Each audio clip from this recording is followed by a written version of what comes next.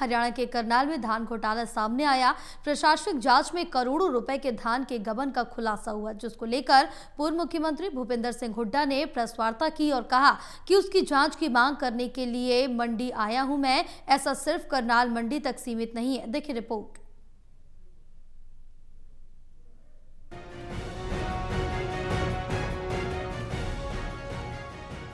हरियाणा के करनाल में धान घोटाला सामने आया। प्रशासनिक जांच में करोड़ों रुपए के धान के गबन का खुलासा हुआ, जिसको लेकर करनाल के अनाज मंडी में आए पूर्व मुख्यमंत्री भूपेंद्र सिंह हुड्डा ने प्रेस कॉन्फ्रेंस के दौरान सरकार पर हमला बोला। कहा कि करनाल की मंडी में धान का बड़ा घोटाला हुआ, उसकी जांच की मांग करने के लिए मैं यहाँ आया हूँ। ऐसा सिर्फ करनाल मंडी तक ही सीमित नहीं है, क्योंकि प्रति एकड़ 35 क्विंटल के हिसाब से मेरी फसल मेरा ब्यौरा में रजिस्टर किया गया, जबकि प्रतिशत फसल इस बार कम हुई है। फिर कैसे पूरा हो गया? उन्होंने कहा कि इसका मतलब पहले से धान न रख कर लिया गया। अगर पोर्टल ही सब कुछ करेगा तो फिर पोर्टल ही सरकार चला लेगा, मंत्रियों की जरूरत क्या है? मंडी में इस वास्ते आया, मैं पहले भी आया था और मंडियों में भी गया था।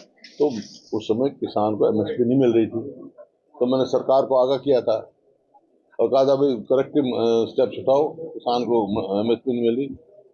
लेकिन इतने दिन में कुछ नहीं किया। अब भी ये शिकायत आई कि एमएसपी नहीं मिल रही है। कहीं 500 का है, कहीं 600 का है, 700 रुपए तक का प्रति क्विंटल लग रहा है। ये समझ में नहीं आया क्यों ऐसा क्यों हो रहा है।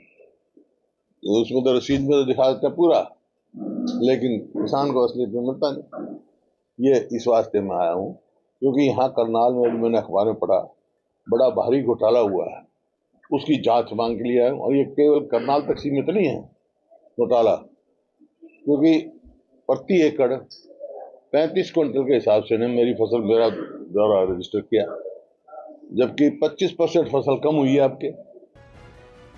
विदेश में कुछ भारतीय नौकरों के पास कैद हैं और वहां पर दौड़कर उनसे मारपीट कर रहे हैं। इनमें करनाल के भी 2 युवक शामिल हैं, जिस पर हुड्डा ने पलटवार किया।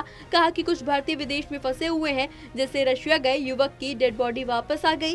उन्होंने कहा कि उसका सबसे बड़ा कारण ये है कि हरियाणा में बेरोजगारी बढ़ गई है। हरियाणा बेरोजगारी में नंबर 1 पर है। मजबूर होकर बच्चे अपनी जमीन को बेचकर विदेश में मजबूर होकर जा रहे हैं।